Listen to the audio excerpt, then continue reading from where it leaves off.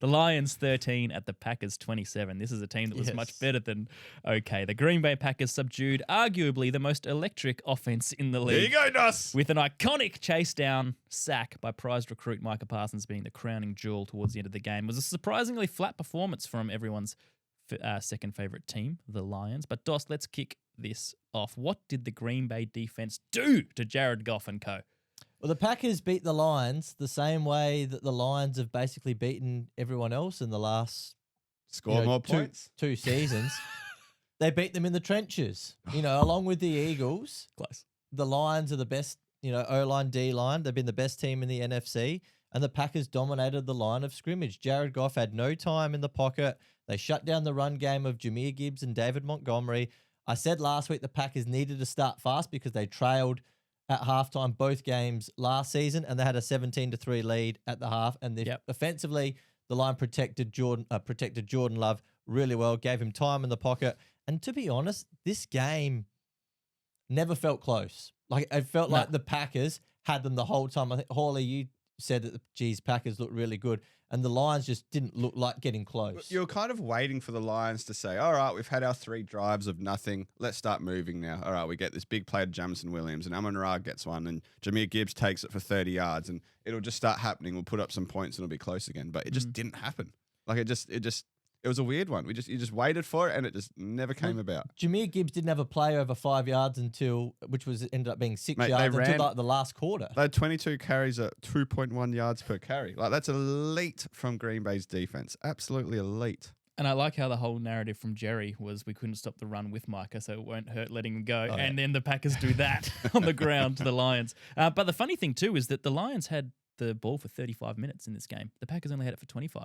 And there was just a complete swap in efficiency as far as what they could do with it.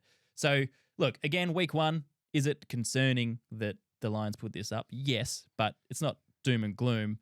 It's just that weird, every now and then the Lions sort of just fritz out a little bit and don't get things going. But I didn't expect that week 1. Ben Johnson's gone. Are we worried about Dan? Well, elite. That happened. You do see it. Are you calling Dan? You got pressure cooker on Dan? Maybe I called it a year early. Like I said, fellas, I'm Europe. I'm here before everyone else. Is sometimes you see a good head coach. That's a joke we've got to kill, by the way, the Europe joke. I like the Europe joke.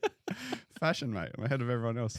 It's sometimes you do see a head coach is a good head coach because they have really good assistants. And sometimes without good assistants, they start to struggle. Is this a case of that? I mean, he's a good. I'm sure. I'm sure he's a great motivator. He can get the guys going, but gameplay, decisions, calling plays. I mean, we saw it on the weekend that they sucked. They just couldn't get it moving. Yeah, I mean, I'm not going to question Dan Campbell's coaching credentials after 3 years in this one game. I won't either. But John Morton, the new OC, consider yourself officially on notice with Chris Hall. But hey, Green Bay, no sacks, no turnovers, no worries. Didn't allow sacks. That's what I meant. Yeah, it sounded way better. Yeah. We're gonna I'll do it move again. on. Hey, but Green Bay, no sacks, no turnovers, no worries. Nice. Cut that first bit out, would you? That was a great ending. He crescendoed. And you're going to make another point. Sorry. Go on. I just wanted to call out. I'll do it again. I'll do it afterwards. Speaking about coordinators, Jeff Hafley called, I think, the best game he's called as a DC for Green Bay. Yep. His play calling was awesome. The scheme that they set up for the Lions offense was phenomenal. He had Micah Parsons lining up in all different positions across the front. And the front 7 looked awesome. Devontae Wyatt, Rashawn Gary. But this is the impact that Micah Parsons has.